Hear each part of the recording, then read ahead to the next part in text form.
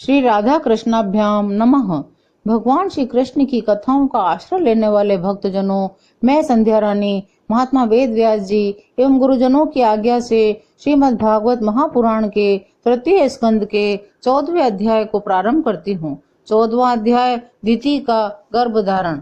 श्री सुखदेव जी कहते हैं, राजन, प्रयोजनवश सुकर बने श्री हरि की कथा को मैत्रेय जी के मुख से सुनकर भी भक्ति व्रतधारी विदुर जी की पूर्ण तृप्ति न हुई।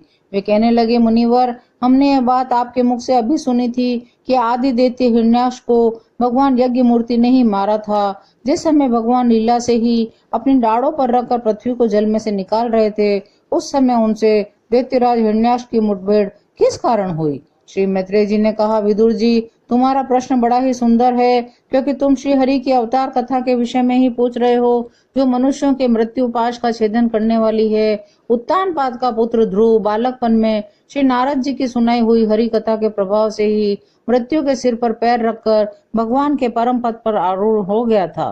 पूर्व काल में एक बार इसी वारा भगवान और हिरण्याक्ष के युद्ध में देवताओं के प्रश्न करने पर देव श्री ब्रह्मा जी ने उन्हें इतिहास सुनाया था। उसी की परंपरा से मैंने सुना है। विदुर जी, एक बार दक्ष की पुत्री दिति ने पुत्र प्राप्ति की इच्छा से कामातुर होकर सायंकाल के समय अपने पति मरीचि नंदन कश्यप जी से प्रार्थना की। उस समय कश्यप जी खीर की आहुतियों द्वारा अग्नि जी भगवान यज्ञपति की आराधना कर सूर्यास्त का समय जानकर अग्निशाला में ध्यानस्थ होकर बैठे थे। दिति ने कहा, हे विद्वान, मत वाला हाथी जैसे केले के वृक्ष को मसल डालता है, उसी प्रकार यह प्रसिद्ध धनुर्धर कामदेव मुझ अबला पर जोर जताकर आपके लिए मुझे बेचैन कर रहा है। अपनी पुत्रवती सोतों के सुख समृद्धि को देखकर मैं ईर्ष्या की आग से जली जाती हूँ। अतः आप मुझ पर कृपा कीजिए, आपका कल्याण हो। जिनके गर्भ से आप जैसा पति पुत्र रूप से उत्पन्न होता है, वे ही स्त्री अपने पतियों से सम्मानिता समझी जाती है। उनका सुयश संसार में सर्वत्र फैल जाता है।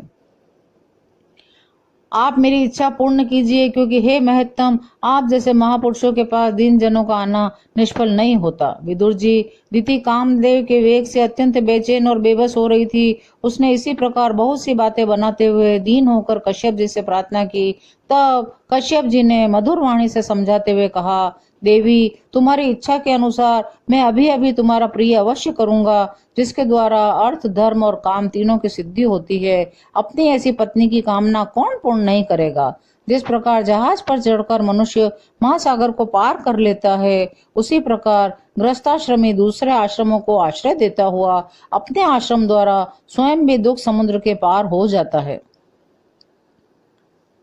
इंद्रिय रूप शत्रु अन्य आश्रमों वालों के लिए अत्यंत दुर्जय है, किंतु जिस प्रकार किले का स्वामी सुगमता से ही लूटने वाले शत्रुओं को अपने अधीन कर लेता है, उसी प्रकार हम अपनी विवाहिता पत्नी का आश्रय लेकर इन इंद्रिय रूप शत्रुओं को सहज में ही जीत लेते हैं। मैं तुम्हारी संतान प्राप्ति की इच्छा को यथाशक्ति अवश्य पूर्ण करूंगा, परंतु अभी तुम एक मुहूर्त ठहरो, जिससे लोग मेरी निंदा न करें। यह अत्यंत घोर समय राक्षस आदि घोर जीवों का है और देखने में बड़ा भयानक है। संध्या काल में भगवान भूतनाथ के गण भूत प्रेत आदि घूमा करते हैं। हे साध्वी, इस संध्या काल में भूत भावन भूतपति भगवान शंकर अपने गण भूत प्रेत आदि को साथ लिए बैल पर चढ़कर विचरा करते हैं। जिनका जटाजूट शमशान भूमि से उठे हुए बवंडर की धूलि से दूषित होकर देदीप्यमान हो रहा है, तथा जिनके सुवर्ण कांतिमय गौर शरीर में भस्म लगी हुई है, वे तुम्हारे ससुर महादेव जी अपने सूर्य, चंद्रमा, अग्नि रूप 3 नेत्रों से सभी को देखते रहते हैं। संसार में उनका कोई अपना या पराया नहीं है, न कोई अधिक आदरणीय और न निंदनीय ही है। हम लोग तो अनेक प्रकार के व्रतों का पालन करके उनकी माया को ही ग्रहण करना चाहते हैं, जिसे उन्होंने भोग मारकर लात मार दी है।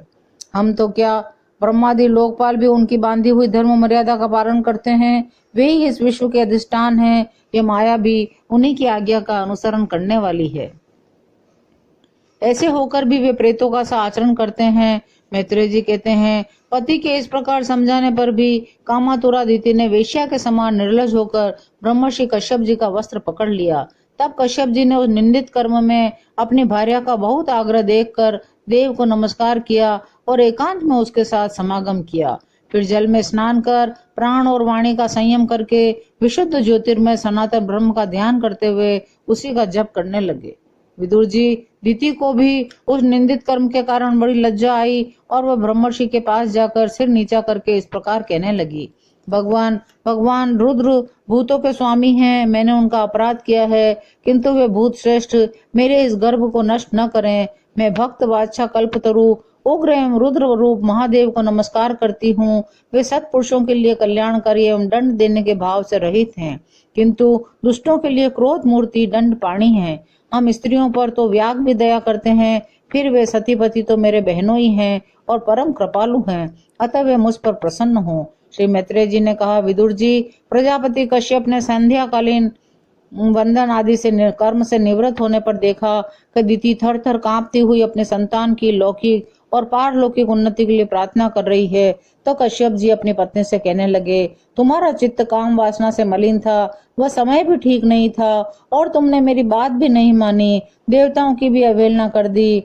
तुम्हारी कोख से दो बड़े बड़े अमंगलमय अधम पुत्र उत्पन्न होंगे। वे बार बार संपूर्ण लोक और लोकपालों को अपने अत्याचारों से रुलाएंगे। जब उनके हाथ से बहुत से निरपराध और दीन प्राणी मारे जाने लगेंगे, स्त्रियों पर अत्याचार होने लगेगा, महात्माओं को शुद्ध किया जाने लगेगा, उस समय संपूर्ण लोगों की रक्षा करने वाले श्री जगदीश्वर कुपित होकर अवतार लेंगे और इंद्र जैसे पर्वतों का दमन करता है उसी प्रकार उनका वध करेंगे।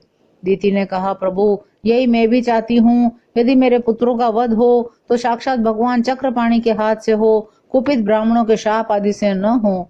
जो जीव ब्राह्मणों के शाप से दग्ध अथवा प्राणियों को भय देने वाला होता है, वह किसी भी योनि में जाए उस पर नार की जीव भी दया नहीं करते। कश्यप जी ने कहा, देवी, तुम्हें अपने किए पर शोक और पश्चाताप प्रकट किया है, तुम्हें शीघ्र ही उचित अनुचित का विचार भी हो गया तथा भगवान विष्णु, शिव और मेरे प्रति भी तुम्हारा बहुत आदर जान पड़ता है, इसलिए तुम्हारे एक पुत्र के 4 पुत्र होंगे। उनमें एक पुत्र ऐसा होगा जिसका सत्पुरुष भी मान करेंगे, जिसके पवित्र यश को भक्तजन भगवान के गुणों के साथ गाएंगे।